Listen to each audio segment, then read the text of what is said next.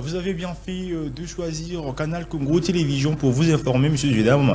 Bienvenue dans cette grande édition du journal. À la une de l'actualité, le président sud-africain Cyril Ramaphosa a été ce jeudi à Kinshasa pour renforcer la riposte et la solidarité africaine contre la maladie à virus Ebola. Ainsi, après avoir visité l'Institut national de recherche biomédicale ensemble avec le président de la République démocratique du Congo, Félix Antoine Tshisekedi Tshilombo, ils ont tenu une conférence de presse conjointe. La RDC exhorté l'Afrique à apporter une contribution importante aux efforts collectifs de riposte, notamment un appui technologique. Suivez le président de la République. Dans cet esprit, l'Afrique du Sud, par son expérience institutionnelle, ses capacités scientifiques, son leadership régional et son rôle au sein de la SADC et de l'Union africaine, peut apporter une contribution importante aux efforts collectifs de riposte. Cette contribution pourrait porter notamment sur l'appui technique à la surveillance épidémiologique, le renforcement des capacités de laboratoire, le partage d'expertise en matière de gestion des urgences sanitaires et la coordination régionale dans le cadre de la SADC. Votre présence aujourd'hui à Kinshasa constitue à cet égard un signal politique fort de solidarité, de proximité et de responsabilité africaine. Nous avons eu également l'occasion de visiter ensemble les installations de l'Institut national de recherche biomédicale, institution de référence de notre pays en matière de surveillance épidémiologique, de diagnostic, de recherche biomédicale et d'appui scientifique à la réponse sanitaire. Cette visite aura permis de mettre en lumière l'expertise congolaise, le professionnalisme de nos équipes scientifiques et médicales, ainsi que la nécessité de renforcer les capacités africaines de recherche, de diagnostic et de préparation aux urgences de santé publique. Abordant le sujet de tensions migratoires en Afrique du Sud marquées par des manifestations des Sud-Africains contre la présence étrangère sur son sol. Le président sud-africain a assuré que son gouvernement guidé par la Constitution s'efforçait de concilier les revendications de ses concitoyens sans emploi avec le devoir de protéger la dignité et la sécurité de tous les étrangers documentés ou non documentés. Suivez. Dignité, sécurité, et ne doivent pas faire l'objet de quelque forme de harcèlement, de maltraitance. Voilà ce que notre gouvernement a décidé. Nous avons également dit que nous allons envoyer des personnes à travers le continent pour les envoyer à travers le continent pour organiser des conférences et discuter de ces questions de l'immigration d'une manière équilibrée. Nous avons également dit que nous allons travailler avec tous les pays qui pourraient avoir des citoyens de ceux qui sont en Afrique du Sud. La question de l'immigration ne peut pas être gérée par un pays seul. Nous devons travailler ensemble en tant que pays africains pour résoudre cette question et trouver une solution qui seront pour le bien de tous. Heureusement, pour que ce problème peut-être si je remercie pour cela. Le message mentalement et que, comme vous l'avez dit, nous comprenons les défis auxquels nous faisons face. Nous faisons face à un défi dans l'Afrique du Sud, dans la société, mais nous disons également que ceux qui ne sont pas ressortissants sud-africains doivent voir leurs droits respectés. Et donc, nous devons trouver une situation, une solution équilibrée. Voilà pourquoi nous sollicitons une coopération avec les pays frères pour s'assurer au niveau des institutions et au niveau des citoyens. Nous travaillons ensemble pour avancer. Je dirais pour terminer que tous les pays vont dire que tout le monde qui est dans un pays devrait être disposé de Et devant le chef d'État congolais Félix Tshisekedi Tshilombo et sud-africain Cyril Ramaphosa, le directeur général d'Afrique CDC, le docteur Jean Kasseya, a adressé un bilan préoccupant de l'épidémie d'Ebola en République démocratique du Congo, qu'il présente comme la plus grave jamais enregistrée dans le pays. Suivez. L'épidémie à virus Ebola, vous vous rendrez compte que beaucoup de personnes sont infectées et meurent d'Ebola. On a vu beaucoup de personnes qui meurent de la rougeole. Et là où nous avons Ebola aujourd'hui, c'est là également que nous trouvons beaucoup de cas de choléra et de rougeole. Alors, l'action humanitaire nous aidera à pouvoir répondre à toutes ces épidémies. Lorsque nous parlons d'Ebola, voici la situation présentement. Je commencerai par les progrès. À ce jour, plus de 200 personnes ont pu recouvrer leur santé et ça, c'est une excellente nouvelle. Une autre bonne nouvelle, vous allez voir qu'un certain nombre de personnes sur la liste des contacts a augmenté au cours des dernières semaines. On a parlé de 500 à 1000, mais maintenant nous avons environ 11 000 personnes. C'est vrai qu'on a déjà perdu 440 personnes, mais l'épidémie est quelque peu en train de prendre plus d'ampleur. Mais nous savons que ce que le gouvernement est en train de faire, c'est la bonne action pour mettre un terme à cette épidémie. Votre Excellence, Monsieur le Président, pourquoi est-ce que nous disons que cette épidémie est très sérieuse? Parce que si nous prenons une photo de cette épidémie, en 6 semaines, nous nous rendrons compte que de toutes les épidémies à virus Ebola qui sont passées dans le pays, toutes, y compris ce qu'on a connu à l'est de la RDC, en Afrique de l'Ouest, cette épidémie est la première, parce qu'en 6 semaines, il y a plus de cas de maladies et plus de cas de décès, en fait, de décès plutôt, plus de 4 fois plus de décès que ce que nous avons connu en Afrique de l'Ouest. Et donc l'objectif, c'est de pouvoir endiguer cette épidémie-là où on en est aujourd'hui, parce que nous n'aimerions pas que cette épidémie dure 2 ans, comme cela a été le cas en Afrique de l'Ouest. Là, nous aurons plus de cas si nous... Le président de la République, Félix Tshisekedi Tshilombo, a reçu jeudi à la Cité de l'Union africaine un émissaire de son homologue tchadien venu lui remettre l'invitation à prendre part à un forum africain sur eau et l'énergie prévu au cours du mois de juillet à Djamena, d'après la présidence congolaise. Selon l'émissaire du président Mahal Idriss, de nombreux chefs d'État et de gouvernements africains, des institutions financières, de partenaires au développement ainsi que des acteurs du secteur privé sont entendus à ces forums destinés à transformer les engagements en actions concrètes en faveur de l'accès à l'eau et à l'énergie en Afrique. Ici est de rappeler que le président Félix Tshisekedi a œuvré en 2023 comme facilitateur de la communauté économique des États de l'Afrique centrale dans la crise politique. Un nouveau rapport du groupe d'experts de l'ONU sur la République démocratique du Congo a été transmis au président du Conseil de sécurité. Les documents apportent un nouvel éclairage sur l'évolution de l'FCM23. Il fait état de liens de plus en plus marqués entre l'FCM23 et bien sûr l'ancien président Joseph Kabila. Autre détail sur ce papier d'information. Parmi les principales conclusions de ce nouveau rapport du groupe d'experts des Nations Unies sur la République démocratique du Congo, transmis au président du Conseil de sécurité, l'AFC M23 ne se présente plus uniquement comme une rébellion armée dans l'est du pays, mais bien plus. Le document met en lumière la transformation progressive du mouvement en une structure politico-militaire disposant d'une administration parallèle dans les zones sous son contrôle et poursuivant un projet politique à long terme. Selon des experts onusiens, l'AFC M23 comporterait actuellement près de 30 000 combattants. Ces effectifs comprendraient les membres historiques du mouvement, des recrues mobilisés depuis 2021, ainsi que d'anciens militaires de forces armées de la République démocratique du Congo, des policiers et des combattants wazalendo ayant rejoint ces rangs après l'occupation de Goma. Le rapport affirme également que la rébellion continue de bénéficier du soutien de l'armée rwandaise et estime qu'entre 14 000 et 18 000 soldats rwandais étaient déployés dans les provinces du Nord Kivu et du Sud Kivu fin de l'année 2025. Selon les experts, aucun retrait significatif n'a été observé depuis, même si des rotations de troupes et de renforts auraient été enregistrées. En effet, au-delà de son influence militaire, l'AFC M23 aurait renforcé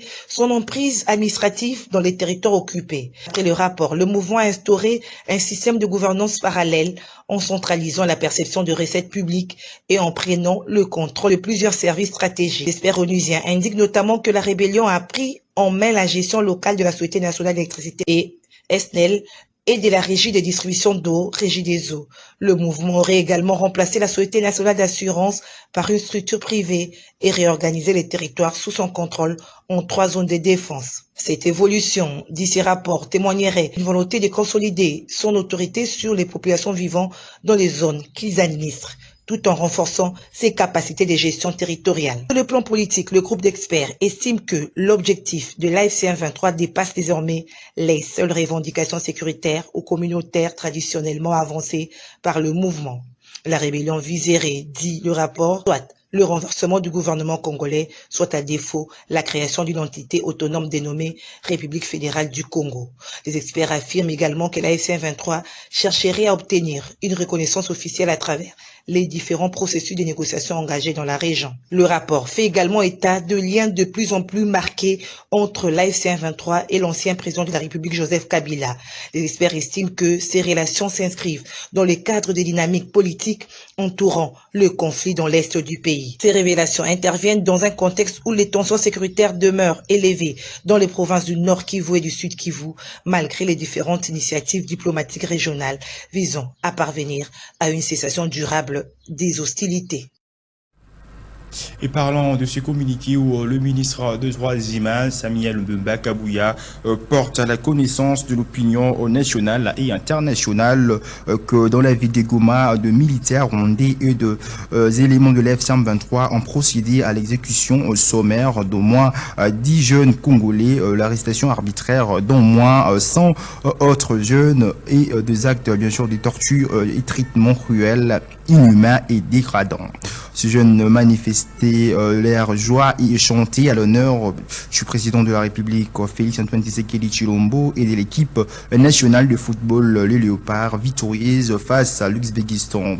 Le ministre condamne avec la plus grande fermeté de violations graves et massives des droits de l'homme et demande la libération immédiate et sans condition de toutes les personnes détenues arbitrairement et la cessation de toute forme d'intimidation, de représailles et de violations et de violences, allais-je dire, à l'encontre de paisibles populations civiles. Enfin, face à l'ennemi, le ministre des Droits humains, Samuel Mbakabouya, appelle les populations de villes et territoires sous occupation au courage, à la résilience et au patriotisme.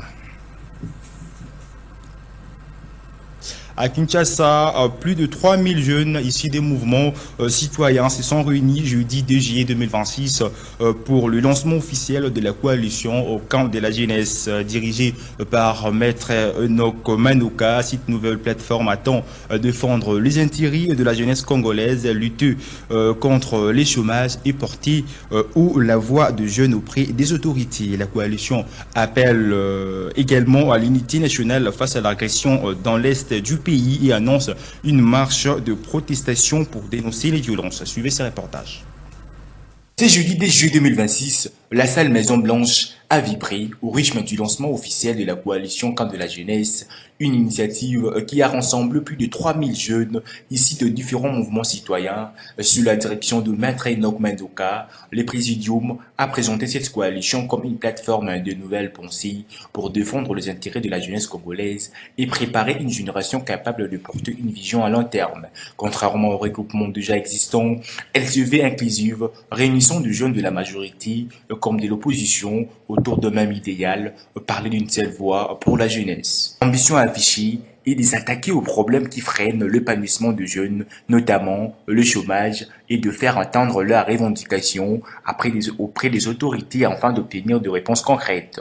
La coalition attend ainsi de devenir un relais crédible entre la jeunesse et les institutions, important haut ses aspirations et à transformant ses frustrations en propositions. Les stratégies que nous avons certainement pour aboutir à cette finalité, c'est de faire tout ce que la loi nous donne comme possibilité. Dans les cas sous examen, le président Manouk a dit, à ce qui concerne par exemple la question liée au chômage, nous avons juste la responsabilité de manifester et d'élever notre voix, de saisir effectivement les autorités compétentes qui sont censées apporter des solutions face aux problèmes auxquels la jeunesse est confrontée, en l'occurrence le problème du chômage. S'exprimant sur la situation préoccupante à l'est de la République démocratique du Congo, la coalition Camp de la jeunesse a appelé à l'unité pour défendre la patrie face aux violations attribuées au Rwanda.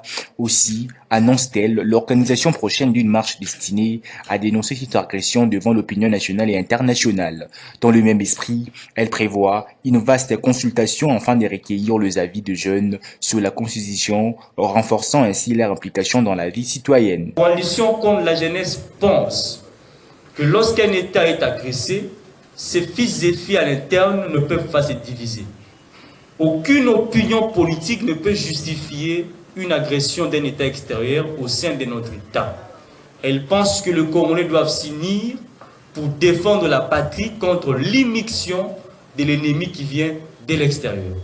De ce fait, la coalition Camp de la jeunesse condamne fermement l'agression rwandaise en République démocratique du Congo par l'entremise de ses supplétifs et annonce à l'opinion tant nationale qu'internationale que dans les jours qui viennent, les jeunes Congolais se trouvant dans la ville-province de Kinshasa et dans toutes nos provinces organiseront une marche pacifique pour dire non à l'agression rwandaise et dire oui au dialogue entre Congolais.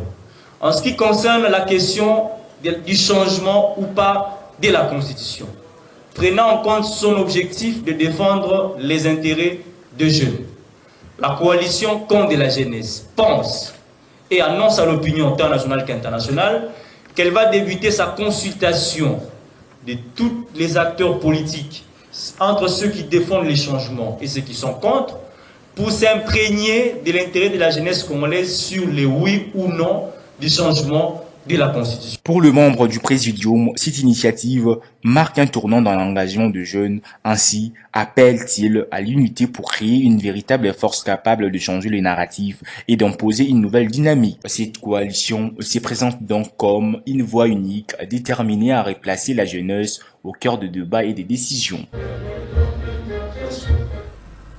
66e anniversaire de l'indépendance de la République démocratique du Congo. Nous en parlons encore dans ce journal avec la réaction du président du parti politique Agir républicain pour la renaissance du Congo, Jean Bosco Mambo Katunda. Suivez. Il existe des dates que le temps ne peut jamais effacer. Le 30 juin en fait partie. Cette journée ne nous rappelle pas seulement qu'un peuple a accédé à sa souveraineté. Elle nous invite surtout à nous demander ce que nous avons fait de cet héritage. L'indépendance ne se résume pas à un drapeau hissé, à un hymne chanté ou à une cérémonie commémorative. Elle est un appel permanent à la responsabilité. Car un peuple peut être libre dans ses institutions tout en demeurant prisonnier de ses propres limites, de ses renoncements et de son manque de vision. À la jeunesse congolaise, je voudrais adresser un appel particulier. N'attendez pas que l'histoire s'écrive sans vous, car l'histoire appartient toujours à ceux qui osent la construire. Souvenez-vous que la plupart des femmes et des hommes qui ont porté les combats pour la liberté de l'Afrique n'étaient pas des vieillards. Ils étaient jeunes. Ils avaient des rêves plus grands que leurs peurs. Une foi plus forte que les obstacles. Et un amour de la patrie qui dépassait leurs intérêts personnels. En cette fête de l'indépendance, promettons-nous de ne pas seulement célébrer les héros d'hier, mais de devenir les bâtisseurs d'aujourd'hui. Que chacun soit une réponse aux défis de son époque. Que chacun devienne une lumière là où il se trouve. C'est ainsi que les générations futures se souviendront de nous avec fierté. L'avenir de la République démocratique du Congo ne dépend pas uniquement de ce que possède son sol. Il dépend surtout de ce que porteront les cœurs, l'intelligence et les caractères de ses filles et de ses fils. Comme nous l'avons toujours dit, l'homme est au centre de tout. C'est lui qui bâtit ou détruit, qui élève ou abaisse, qui transmet les valeurs ou les abandonne. Insolite à Mwanda, dans le Congo central, une baleine d'environ 15 mètres s'est échouée sur la côte atlantique, a alerté les équipes de l'Institut congolais pour la conservation de la nature. S'ils sont rapidement rendus sur le lieu, enfin de tenter de remettre le cétacé à l'eau. Malgré leur mobilisation, l'animal n'a pas survécu, suscitant une vive émotion au sein de la population. Regardez. Cette baleine, échouée depuis mardi, agonise sous les yeux d'une population locale désemparée qui, faute de sensibilisation, s'approche dangereusement de l'animal sans réaliser la gravité de la situation. Le cétacé encore vivant, retrouvé sur la plage, a donc attiré de nombreux curieux venus observer ce phénomène inhabituel. Les responsables de l'administration territoriale et ceux de l'Institut congolais pour la conservation de la nature, ICCN, présents sur la plage, se concentrer afin de déterminer les circonstances de cet échouage.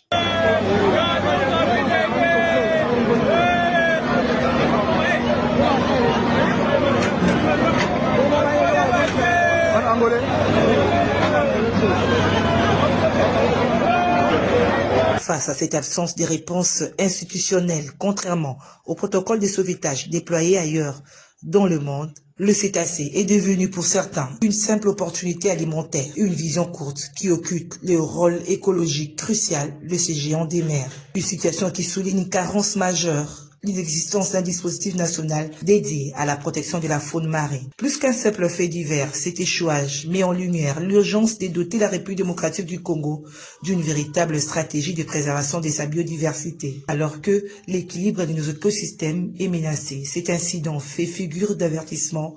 La protection de notre patrimoine naturel doit impérativement devenir une priorité nationale. Il est plus que temps d'agir, que la gestion de nos ressources naturelles soit enfin à la hauteur de leur importance.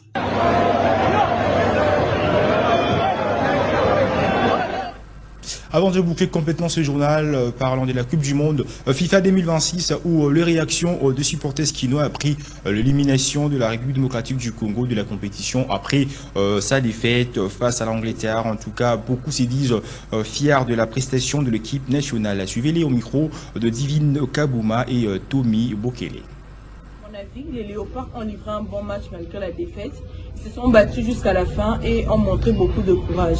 J'espère qu'ils feront encore mieux lors des prochaines rencontres. Féliciter la performance de nos joueurs Léopards à la Coupe du Monde. Plus précisément, ces dernières prestations, nous sommes très fiers de ce qu'ils ont fait et c'est à les encourager aussi. Nous avons vu que malgré notre défaite, nous avons parvenu à tenir tête aux grandes équipes comme le Portugal, l'Angleterre aussi. Malgré les erreurs des joueurs ou bien la fatigue de nos joueurs. Mais sinon, c'est à féliciter. Du match d'hier, je ne pense pas qu'il y a eu de points négatifs. Puisque depuis hier, j'ai vu à la première mi-temps que la RDC était tellement à la hauteur et on ne s'attendait pas à ces choses. Et nous étions vraiment contents et nous sommes contents jusqu'alors pour notre équipe. On ne regrette pas de la défaite car nous avons gagné d'ailleurs à la première mi-temps, vous avez vu. On a gagné à la première mi-temps, mais malheureusement à la deuxième, nos joueurs étaient un peu en quelque sorte fatigués, mais on tient les coups, puisque notre espoir c'était de voir la RDC partir à la Coupe du Monde, mais nous sommes partis à la Coupe du Monde et après la Coupe du Monde, nous sommes arrivés jusqu'en 16e de finale. C'est un rêve qu'on ne pense. Quant à pour la participation de la RDC à la Coupe du Monde, on ne s'attendait pas, malgré on a fait longtemps, on ne participe pas. Maintenant, nous avons participé pour montrer notre force. On a été longtemps oubliés mais nous avons quand même fourni l'effort. Nous sommes arrivés, nous ne regrettons pas pour notre défaite, mais j'encourage les léopards d'aller du Rava. Et prochainement, nous allons encore continuer pour montrer nos propres qualités, parce que nous sommes aussi un pays qui existe. Nous avons aussi nos meilleurs joueurs qui montrent leur qualification. Bien, je bien.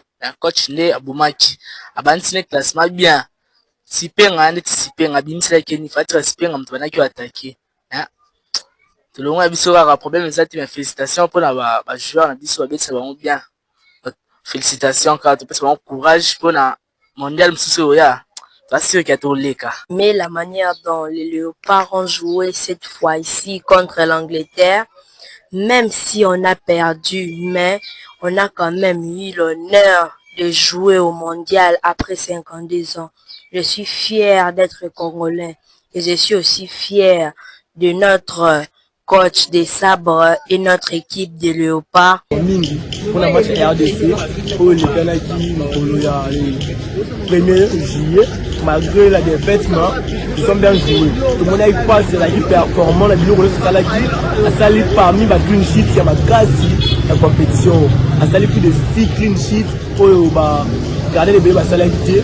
Même il y a mon coach qui Angleterre à Koumsaki. Ça a été un grand plaisir de vous tenir compagnie durant cette grande édition du journal sur Canal Congo Télévision. Monsieur et mesdames, disons un grand merci à Mehdi Boulonkété qui ont mis en ordre cette dernière. Quant à moi, je vous dis au revoir et portez-vous bien.